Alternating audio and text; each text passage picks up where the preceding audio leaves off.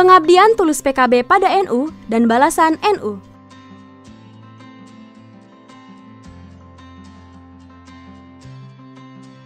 Nahdlatul Ulama atau NU lahir sebagai aktor diplomasi kultural di level internasional pada tahun 1926.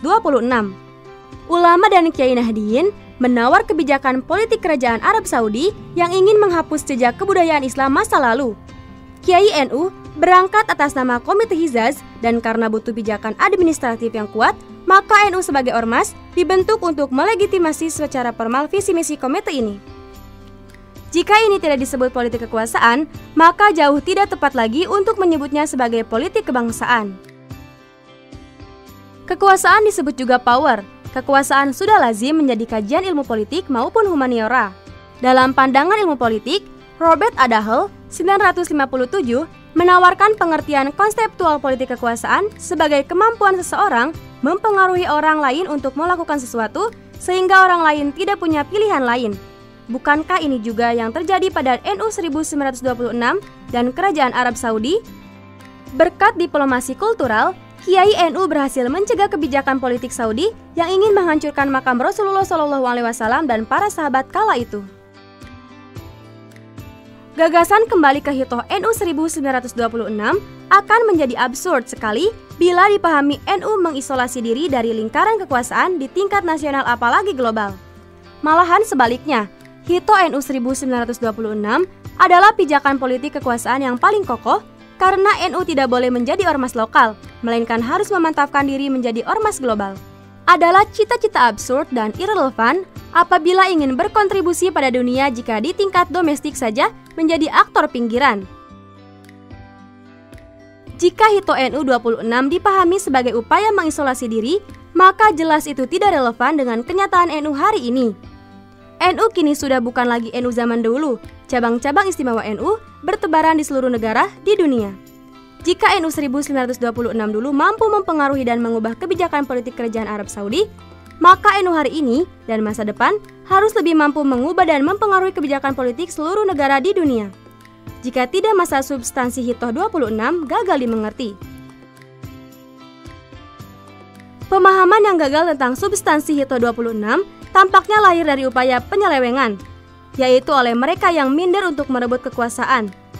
Kemudian, memilih untuk tidak berjuang dan tidak upgrade kapasitas maupun kualitas dirinya. Padahal, jika mau jujur meneladani kiai-kiai pendiri NU 1926, mereka adalah intelektual skaliber internasional. Pengaruh gagasan mereka mampu mengubah politik negara lain. Hari ini hanya hitungan jari kiai-kiai NU yang mampu mengubah kebijakan politik negara lain. Jangankan itu, mengubah kebijakan pemerintah sendiri masih kesulitan. Menurunnya kekuasaan kiai-kiai NU tahun 1980 dibanding kiai-kiai NU tahun 1926-an menuntut perubahan strategi, yaitu mencetuskan ide kembali ke hitoh 26 pada Muktamar tahun 1984. NU tidak mampu lagi mempengaruhi kebijakan politik dalam negeri yang dikuasai Orde Baru yang otoriter represif. Sudah pasti pula NU kala itu tidak punya powerless di tingkat internasional. Jadi, ide kembali ke hitoh 26 adalah jeda rehat sejenak, strategi temporal yang tidak konseptual jika tetap dipertahankan hingga hari ini. Para pendukung yang ngotot agar NU tidak menyentuh politik kekuasaan hanya benar jika dasar argumentasi mereka adalah rasa minder, tidak percaya diri, dan mereka bisa mengumpulkan bukti-bukti sebanyak mungkin yang mampu mereka kumpulkan untuk menunjukkan kelemahan-kelemahan internal NU. Semakin banyak bukti yang terkumpul, maka semakin kuat alasan mereka untuk tetap memilih politik kebangsaan, menjauhi politik kekuasaan. Namun begitu, ini hanya perilaku pribadi-pribadi yang minder kecil hati. Padahal, kiai-kiai NU masa lalu, mereka tidak saja berjuang mengubah kebijakan politik Arab Saudi, mereka juga mantap melangkahkan kaki bergabung kemanapun keluar dari Partai Masyumi. Baru kemudian setelah rezim Orde Baru Soeharto mampu menaklukkan dan meremukkan kekuatan NU, maka NU menerima asas tunggal Pancasila dan memilih mengisolasi diri dari lingkaran kekuasaan. Ini semua adalah konteks saat NU lemah yang kemudian melahirkan rumusan ide kembali ke hitoh 26 pada tahun 1984. Di masa-masa yang akan datang, di saat rezim zahat otoriter Orde Baru sudah lenyap untuk selamanya, NU sudah tidak lemah dan tidak boleh terus-menerus dilemahkan. Satu-satunya cara yang paling efektif melemahkan NU adalah tetap menjauhkan NU dari kekuasaan, sebagaimana pernah terjadi di era Orde Baru dan tidak pernah terjadi di era Orde Lama maupun era kolonial. Karena pengusung ide NU harus dijauhkan dari kekuasaan adalah orang-orang yang bermental pendukung Orde Baru Soeharto. Kader-kader PKB adalah salah satu contoh tentang santri yang ingin mengembalikan NU ke pusat kekuasaan. Spirit kader PKB sama seperti spirit kiai-kiai NU tahun 1926 yang ingin membawa ideologi NU ke pentas global internasional, bukan semata-mata berkutat di level domestik. Spirit kader PKB adalah spirit kiai dan santri yang dulu mengajak NU bergabung ke Masyumi dan keluar dari Masyumi lalu mendirikan partai politik sendiri.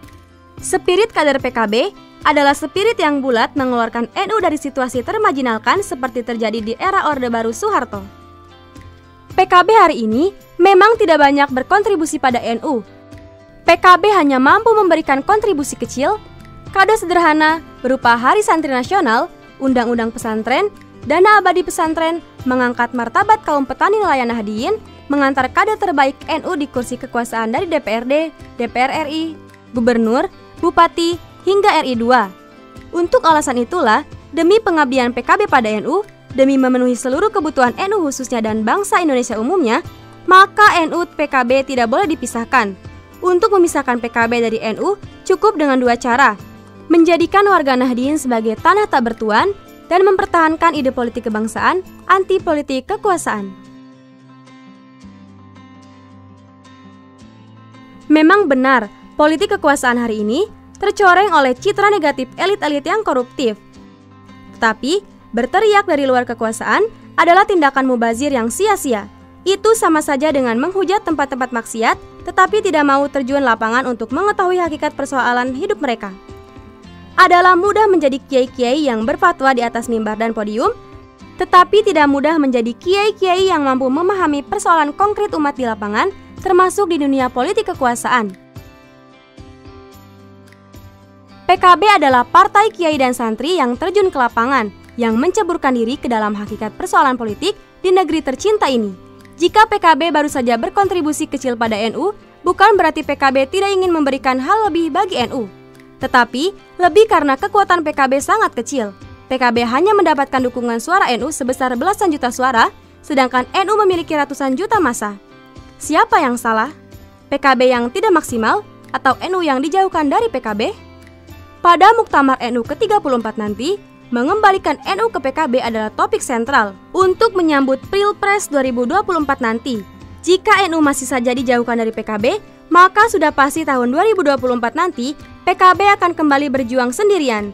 Namun, sekalipun berjuang sendirian, di mana suara NU masih diberikan pada partai lain, PKB nyatanya tetap berkontribusi pada kiai, santri, dan pesantren.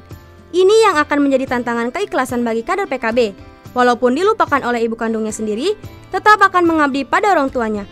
Wallahu a'lam bishawab.